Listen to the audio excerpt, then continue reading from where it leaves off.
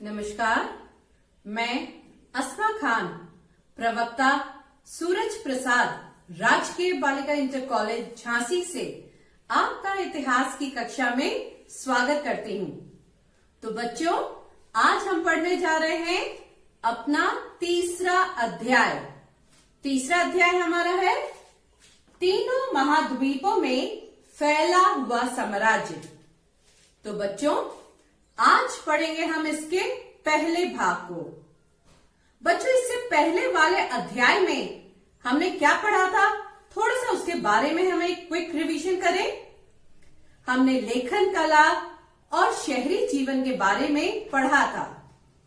इसके अंतर्गत मेसोपोटामिया और उसका भूगोल एवं शहरीकरण का महत्व, शहरीकरण में माल के आवाजाही लेखन कला का विकास, लेखन प्रणाली, साक्षरता लेखन का प्रयोग एवं दक्षिणी मेसोपोटामिया का शहरीकरण इत्यादि, इन सभी चीजों के बारे में हमने पढ़ा। साथ ही हमने पशुचारण क्षेत्र में एक व्यापारिक नगर व मेसोपोटामिया संस्कृति के शहरों के महत्व इत्यादि, इन सभी के बारे में हमने अच्छे से पढ़ लिया है बच्चों। तो बच्चों, आज हम पढ़ेंगे तीनों महाद्वीप में फैला हुआ साम्राज्य। सबसे पहले बच्चों, इस मैप को आप लोग देख लीजिए। ये सामने जो मैप है, इसमें सबसे पहली बात, तीन महाद्वीप जिनके बारे में हम चर्चा कर रहे हैं, वो कौन से हैं? ये वाला भाग आ जाता है आपका यूरोप, ये है आपका अफ्रीका महाद्वीप, और इधर आ जाता है बच्चों आपका एशिया। तो हमारा जो टॉपिक है बच्चों, इन तीन महाद्वीपों के बारे में हम पढ़ेंगे। और इसमें कुछ खास चीजें हैं, जैसे कि ये राइन नदी, डेन्यूब नदी, कुछ क्षेत्र वो भी देख लीजिए।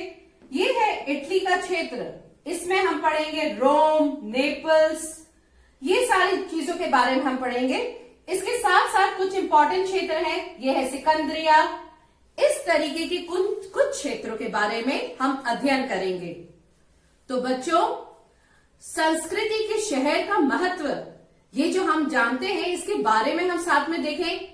रोम तथा ईरान के लोग आपस में प्रतिद्वंदी थे और अपने इतिहास के अधिकांश काल में वे आपस में लड़ते ही रहे। उनके साम्राज्य एक दूसरे के बिल्कुल पास थे। उन्हें भूमि की एक संकरी पट्टी, जिसके किनारे पर फरात नदी, अभी बताया बच्चों, वो फरात नदी बहा करती थी और अलग करती थी उस क्षेत्र को।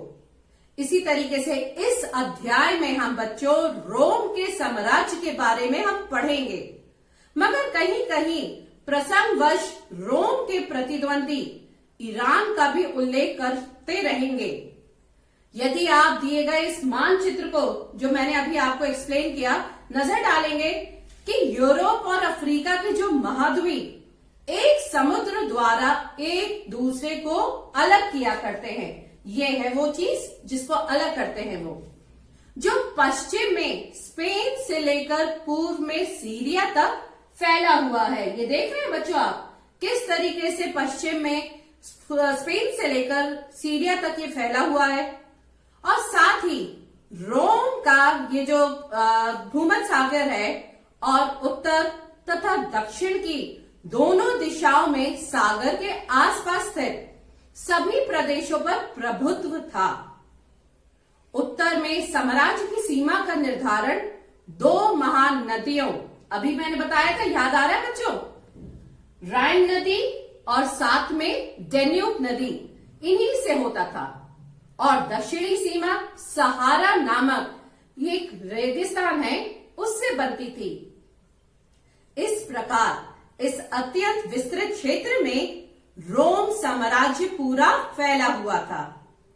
दूसरी ओर कैस्पियन सागर के दक्षिण से अरब तक का समूचा इलाका और कभी कभी अफगानिस्तान के कुछ हिस्से भी ईरान के नियंत्रण में थे। और इन दो महान शक्तियों ने दुनिया के इस अधिकांश भाग को आपस में बांट रखा था। तो बच्चों, अब इसी अध्याय के पहले भाग के उद्देश्य को अच्छे से समझ लें। इस भाग की समाप्ति के पश्चात आप सभी छात्र छात्राएं निम्नलिखित बातों को समझने में सक्षम होंगे। वे बातें एक बार जान लें। साम्राज्य के आरंभिक काल के बारे में हम पढ़ेंगे। तीसरी शताब्दी में हुए संकट के बारे में भी हम जानेंगे। लिंग साक्षरता और संस्कृति को भी समझने का हम बच्चों प्रयास करेंगे। आर्थिक विस्तार के बारे में भी हम बच्चों विस्तार में पढ़ेंगे। तो बच्चों अब हम आ जाते हैं अपनी पहली स्लाइड जो है साम्राज्य का आरंभिक काल। रोम में सेनेट नामक संस्था का अस्तित्व कई शताब्दियों तक रहा।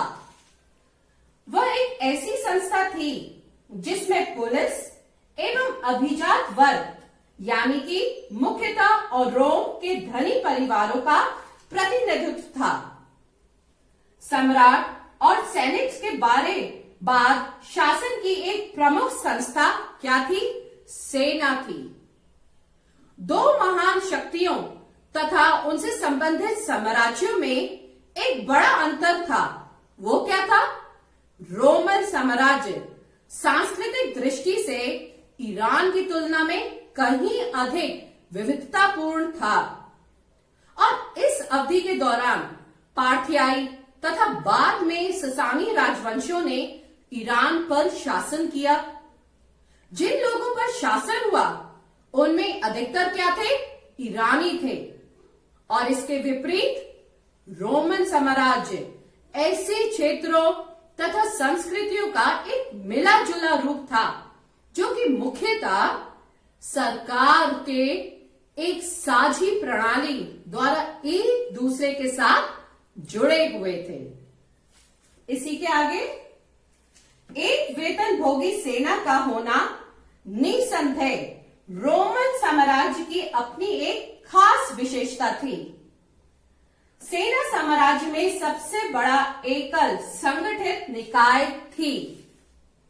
तो बच्चों प्रथम सम्राट कौन? किसके बारे में हम बात कर रहे हैं? ऑगस्टस। इन्होंने 27 ईसा पूर्व में जो राज्य स्थापित किया था उसे प्रिंसिपेट कहा जाता था। क्या कहा जाता था बच्चों? नोट कर लें, प्रिंसिपेट। यद्यपि ऑगस्टस एक छत्र शासक और सत्ता का वास्तविक स्रोत था, तथापि इस कल्पना को जीवित रखा गया। किस तरीके से? कि वे केवल एक प्रमुख नागरिक अर्थात निरंकुश शासक नहीं था। ऐसा सेनेट को सम्मान प्रदान करने के लिए किया गया था। सेनेट वह निकाय थी जिसने उन दिनों में जब रोम एक रिपब्लिक यानी कि रिपब्लिक आप समझते हैं गणतंत्र था, सत्ता पर अपना नियंत्रण रखा था। इसी के साथ बच्चों रोमन साम्राज्य को मोटे तौर पर दो चरणों पे, नोट करें, दो चरणों में बांटा जा सकता था। वे दो चरण कौन से हैं? पहला चरण पूर्ववर्ती और दूसरा चरण परवर्ती। अब बच्चों जब बात कर रहे हैं हम कि लेकिन आगे चलकर उसमें इतालवी मूल के यानी कि इटालियन मूल के जो जमींदार थे उनको भी शामिल कर लिया गया था। अब रोम के इतिहास की अधिकांश पुस्तकें जो आज यूनानी तथा लातिनी में ज्यादातर मिलती हैं, इन्हीं लोगों द्वारा लिखी गई थी। और इन पुस्तकों से ये बात स्पष्ट होती है क्या? कि सम्राटों की परख इस बात से की जाती थी कि वे सेनेट के प्रति किस तरह का व्यवहार रखते थे। इसमें सबसे बुरे सम्राट वे माने जाते थे जो सेनेट के सदस्यों के प्रति शत्रुतापूर्ण व्यवहार करते थे और उनके शक की नजर में देखते थे। इसी के बाद बच्चों देखें हम कि दूसरे शब्दों में हम ये कह सकते हैं कि तीसरी शताब्दी के मुख्य भाग तक संपूर्ण अवधि को पूर्ववर्ती साम्राज्य और उसके बाद की अवधि को परवर्ती साम्राज्य कहा जा सकता है। समझे आप? ये मतलब यह है कि फारस के साम्राज्य में तो बलात् भर्ती वाली सेना थी, लेकिन रोम की सेना एक व्यवसायिक सेना थी जिसमें प्रत्येक सैनिक को वेतन दिया जाता था और न्यूनतम 25 वर्ष तक सेवा करनी पड़ती थी। प्रथम सम्राट, अभी मैंने आपको बताया था, ऑगस्टस ने 27 ईसा पूर्व में जो राज्य स्थापित किया उसे क्या कहा जाता था? प्रिंसिपेट कहा जाता था। बच्चों, इसमें यह भी ध्यान रखा जाता था कि रोम सेना की जो तस्वीर हमारे सामने पेश की गई वह उन इतिहासकारों द्वारा तैयार की गई थी। अब जो सेनेट के प्रति सहानुभूति रखते ही थे, सेनेट सेना से घृणा करती थी और उससे डरती भी थी। अब क्यों? क्योंकि वह प्रायः अप्रत्याशित हिंसा का स्रोत थी, विशेष रूप से तीसरी शताब्दी की तनावपूर्ण परिस्थितियों में, जब सरकार को अपने बढ़ते हुए सैन्य खर्चों को पूरा करने के लिए भारी कर लगाने पड़ते थे। साथ ही बच्चों, सिंहासन यथासंभव पारिवारिक वंश क्रम पर आधारित था। पिता का राज्य पुत्र को मिलता था, चाहे ये नैसर्गिक हो अथवा ग्रहण किया गया हो। नैसर्गिक बच्चों मतलब हेरिडिटरी, पिता से पुत्र, और उत्तराधिकारी दत्तक, और सेना भी इस सिद्धांत को पूरी तरह मानती थी। इस काल की विशेष उपलब्धि ये रही कि रोमन साम्राज्य के प्रत्यक्ष शासन का क्रमिक रूप से काफी विस्तार हुआ। साम्राज्य के क्षेत्र में प्रांतों में बैठे हुए थे और उनसे कर वसूला जाता था। बच्चों, ये बात सच है कि उन दिनों शासन व्यवस्था को चलाने के लिए उनकी सहायतार्थ आज जैसी कोई सरकार नहीं थी। तो फिर बच्चों, प्रश्न ये उठता है कि सम्राटों के लिए इतने लंबे चौड़े के और तरह तरह के इलाकों पर नियंत्रण रख पाना कैसे संभव हुआ? ये बात जरूर आपके जहन में आई होगी, आप सोच रहे होंगे। अब हुआ क्या कि जिनकी आबादी दूसरे शताब्दी के मध्य में लगभग 6 करोड़ तक पहुंच गई थी। तो बच्चों, इस प्रश्न का उत्तर साम्राज्य के शहरीकरण में खोजा जा सकता था। ठीक है, संपूर्ण साम्राज्य में दूर दूर तक अनेक नगर स्थापित किए जाते थे। अब जिनके माध्यम से क्या हुआ? समस्त साम्राज्य पर नियंत्रण रखा जाता था। साथ ही इन शहरों के माध्यम से सरकार प्रांतीय ग्रामीण क्षेत्रों पर कर लगाने में सफल हो जाती थी, जिनसे साम्राज्य को अधिकांश धन संपदा प्राप्त होती थी। तो बच्चों, इसका अर्थ ये हुआ कि स्थानीय उच्च वर्ग रोमन साम्राज्य को कर वसूली और अपने क्षेत्रों के प्रशासन के कार्य में सक्रिय सहायता देते थे। इटली और अन्य प्रांतों के बीच सत्ता का आकस्मिक अंतरण वास्तव में रोम के राजनीतिक इतिहास का एक अत्यंत रोचक पहलू रहा है। इसी के साथ बच्चों, दूसरी ओर तीसरी शताब्दियों के दौरान अधिकतर प्रशासक तथा सैनिक अफसर इन्हीं उच्च प्रांतीय वर्गों में से एक थे। अब बच्चों, संक्षेप में हम बताएं तो क्या ये पहली शताब्दी के बाद वाले वर्षों में और दूसरी शताब्दी के दौरान, साथ ही तीसरी शताब्दी के प्रारंभिक वर्षों में सेना तथा प्रशासन में अधिकाधिक लोग प्रांतों से लिए जाने लगे, क्योंकि इन क्षेत्रों के लोगों को भी नागरिकता मिल चुकी थी, जो पहले क्या इटली तक ही सीमित थी। अब सेनेट पर कम से कम तीसरी शताब्दी तक इतालवी मूल के लोगों का प्रभुत्व बना रहा, लेकिन बाद में प्रांतों से लिए गए सेनेस्टर बहुसंख्यक हो गए। और इन प्रवृत्तियों से ये पता चलता है बच्चों कि साम्राज्य में राजनीतिक तथा आर्थिक दोनों ही दृष्टि से इटली का पतन हो चला था और भूमध्य सागर के अपेक्षाकृत अधिक समृद्ध और शहरीकृत भागों जैसे कि स्पेन के दक्षिणी हिस्सों, अफ्रीका और पूर्वी भागों में नए संभ्रांत वर्गों का उदय हो रहा था।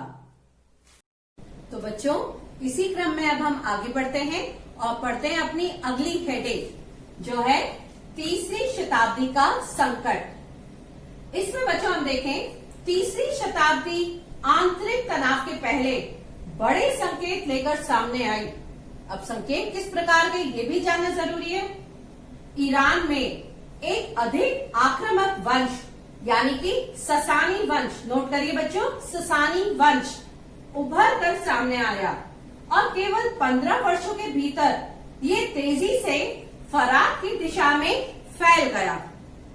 अब बच्चों, 3 भाषाओं में खुदे एक प्रसिद्ध शिलालेख में ईरान के शासक शापुर प्रथम ने दावा किया था कि उसने 60,000 रोमन सेना का सफाया कर दिया और रोम साम्राज्य की पूर्ववर्ती राजधानी एंटियोक पर कब्जा कर लिया।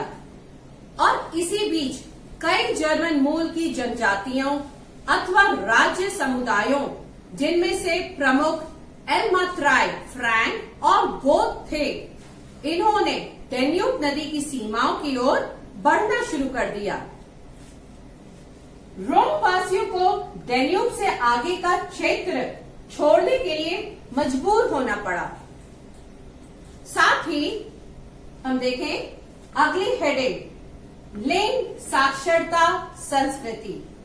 अब इसमें बच्चों, रोमन साम्राज्य की आधुनिक विशेषताओं में से एक विशेषता थी क्या, कि उन दिनों एकल परिवार यानी कि न्यूक्लियर फैमिली का व्यापक रूप से चलन था। वयस्क पुत्र अपने पिता के परिवारों के साथ नहीं रहते थे और वयस्क भाई बहुत कम साझे परिवार में रहते थे। विवाह दूसरी ओर दासों को परिवार में सम्मिलित किया जाता था और विवाह का रूप ऐसा था कि पत्नी अपने पति को अपनी संपत्ति हस्तांतरित नहीं करती थी, किंतु अपने पैतृक परिवार में वह अपने पूरे अधिकार बनाए रखती थी। तो बच्चों, अब हम आगे बढ़ते हैं और देखें कि महिला का दहेज वैवाहिक अवधि के दौरान उसके पति के पास चला जाता था, किंतु महिला अपने पिता की मुख्य उत्तराधिकारी बनी रहती थी और पिता की मृत्यु पर उसकी संपत्ति की स्वतंत्र मालिक बन जाती थी। तो बच्चों, इस प्रकार रोम की महिलाओं को संपत्ति के स्वामित्व व संचालन में व्यापक कानून अधिकार प्राप्त थे। तो दूसरे शब्दों में हम क्या कह सकते हैं कि कानून के अनुसार पति पत्नी को संयुक्त रूप से एक वित्तीय हस्ती नहीं बल्कि अलग अलग 2 वित्तीय हस्तियां माना जाता था और पत्नी को पूर्ण वैधिक स्वतंत्रता प्राप्त थी। तलाक देना अपेक्षाकृत आसान था और इसके लिए पति अथवा पत्नी द्वारा केवल विवाह भंग करने के इरादे की सूचना देना ही काफी था। पुरुषों की आयु विवाह के लिए 28 से 29 और 30 से 32 होती थी, जबकि लड़कियों के विवाह की आयु 16 से 18 व 22 से 23 होती थी। इससे बच्चों क्या है कि असमानता को कुछ बढ़ावा मिला होगा। विवाह आमतौर पर परिवार द्वारा नियोजित होते थे और इसमें कोई संदेह नहीं कि महिलाओं पर उनके पति अक्सर आगे रहते थे। पिताओं का अपने बच्चों पर अत्यधिक कानून नियंत्रण होता था। तो आगे बच्चों, अब हम देखते हैं कि साक्षरता की स्थिति निम्न थी। अब इसका उदाहरण क्या हो सकता है? पोपाई नगर, ये भी एक जगह थी जो मैंने मैप में आपको बताई थी। इससे ये निश्चित है कि काम चलाऊ साक्षरता की दरें साम्राज्य के विभिन्न भागों में काफी अलग अलग थी। उदाहरणतः पोपाई नगर में जो 79 ईस्वी में ज्वालामुखी फटने से दफन हो गया था। इस बात का ठोस प्रमाण मिलता है कि वहां काम चलाओ साक्षरता व्यापक रूप से विद्यमान थी। पोपाई की मुख्य गलियों की दीवारों पर अंकित विज्ञापन और समूचे शहर में अभिलेखन पाए गए हैं।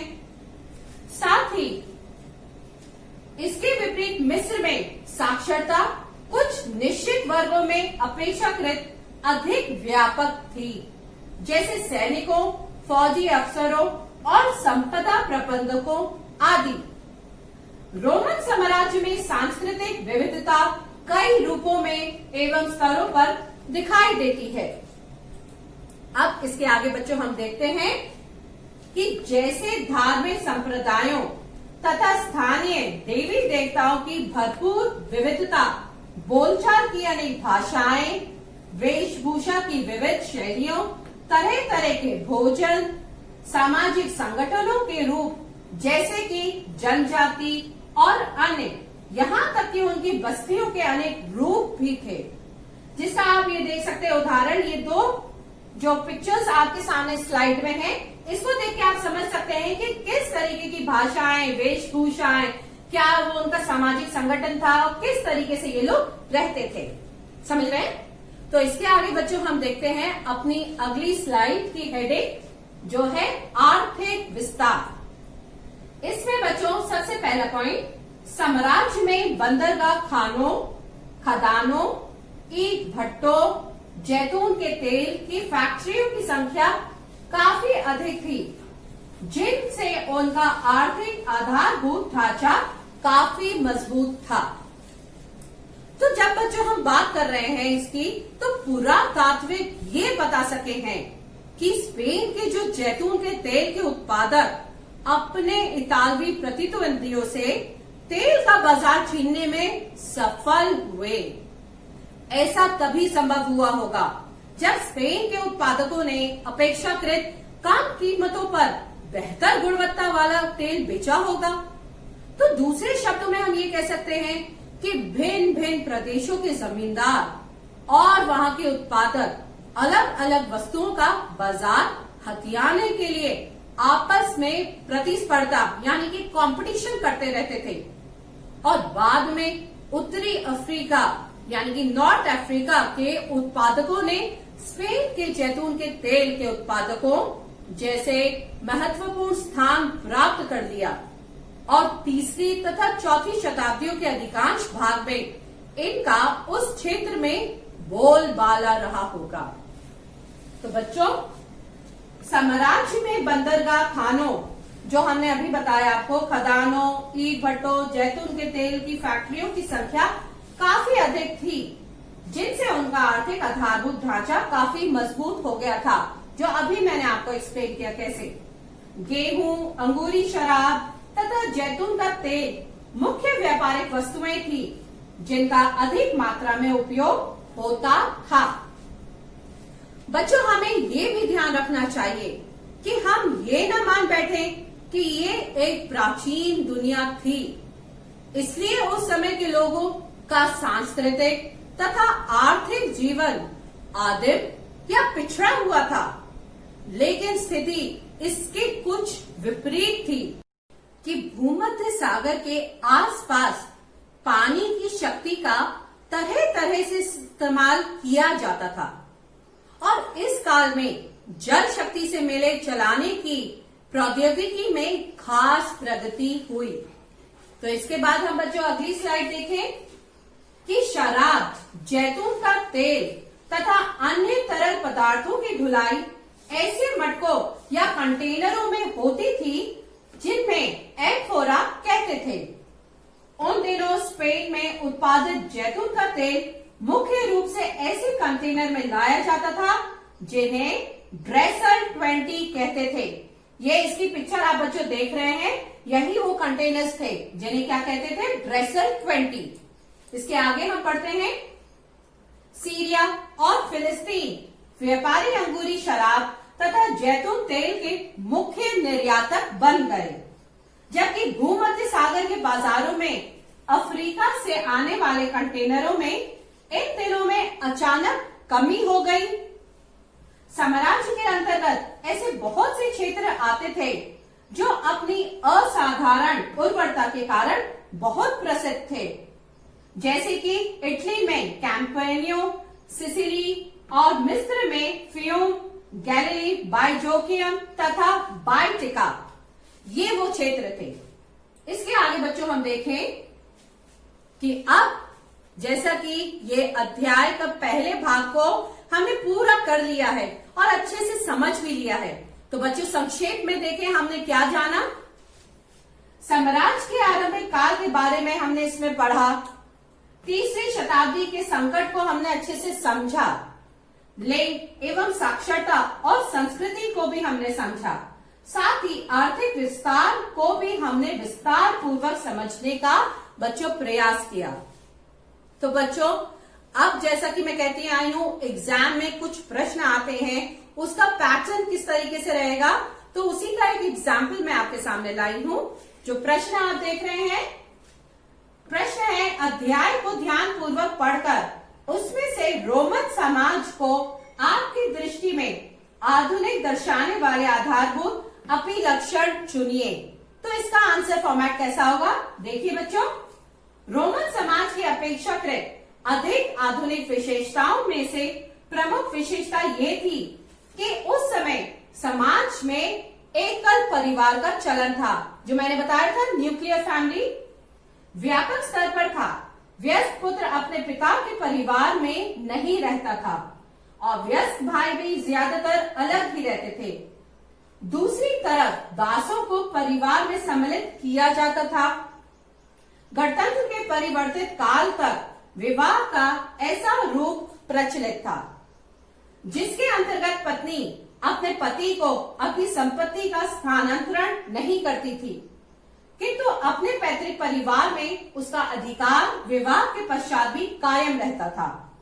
महिला को दहेज वैवाहिक अवधि के दौरान उसके पति के पास चला जाता था, किंतु पत्नी अपने पिता की मुख्य उत्तराधिकारी बनी रहती थी। अपने पिता के मरणोपरांत वह अपने पिता की संपत्ति की स्वतंत्र मालिक बन जाती थी और उसे पुरुषों की अपेक्षा अधिक विधिक अधिकार प्राप्त था। इसके अतिरिक्त पति पत्नी को संयुक्त रूप से एक हस्ती नहीं बल्कि कानूनी दृष्टिकोण से अलग अलग वित्तीय हस्तियां माना जाता था। तत्कालीन समाज में तलाक देना आसान था। इसके लिए पति पत्नी के मध्य विवाह भंग करने के इरादे की सूचना ही पर्याप्त थी। पुरुषों का विवाह 28 से 29 और 30 से 32 की आयु में और लड़कियों का विवाह 16 से 18 और 22 से 23 वर्ष की आयु में होता था। स्त्रियों के ऊपर उनके पतियों का कड़ा नियंत्रण होता था और बच्चों के मामले में पिता को ही कानूनी अधिकार प्राप्त था। तो बच्चों अब हमने इस आंसर फॉर्मेट को अच्छे से समझ लिया है, तो हम इस अध्याय के निष्कर्ष को भी जान लें। वो क्या है? अध्याय के इस भाग से ये निष्कर्ष निकलता है कि आरंभिक समाज में व्याप्त विषमताओं और अव्यवस्था के बाद भी किस तरह सामाजिक क्षेत्र में प्रगति के साथ साथ आर्थिक क्षेत्र में भी प्रगति हुई और तीसरी शताब्दी में हुए संकट के बाद भी नवीन साम्राज्यों का उदय हुआ। तो बच्चों अब हम इसके साथ साथ कुछ होमवर्क भी करेंगे घर में। तो होमवर्क के लिए एक प्रश्न मैंने आपको बता दिया है और दूसरा प्रश्न भी मैं आपको दे रही हूं। पहला प्रश्न तो वही है, अध्याय को ध्यानपूर्वक पढ़कर उसमें रोमन समाज को आपकी दृष्टि से दर्शाने वाले आधारभूत अभिलक्षण चुनिए। और दूसरा प्रश्न है, अध्याय को ध्यानपूर्वक पढ़कर उसमें से रोमन अर्थव्यवस्था को आपकी दृष्टि से दर्शाने वाले आधारभूत अभिलक्षण चुनिए।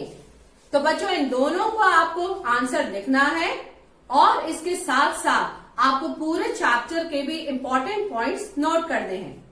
तो इसके साथ बच्चों थोड़ा सा हम ये भी जान लें कि अगले भाग में हम जो पढ़ेंगे वो क्या है। हम आर्थिक विस्तार के साथ साथ श्रमिकों पर नियंत्रण, दासों के प्रति व्यवहार और सामाजिक श्रेणियों के बारे में विस्तार में पढ़ेंगे और इसके साथ साथ परवर्ती पूरा काल को भी समझने का बच्चों हम प्रयास करेंगे। तो मैं बच्चों आशा करती हूं कि आपको आज का ये भाग अच्छे से समझ में आ गया होगा। Thank you. Stay home.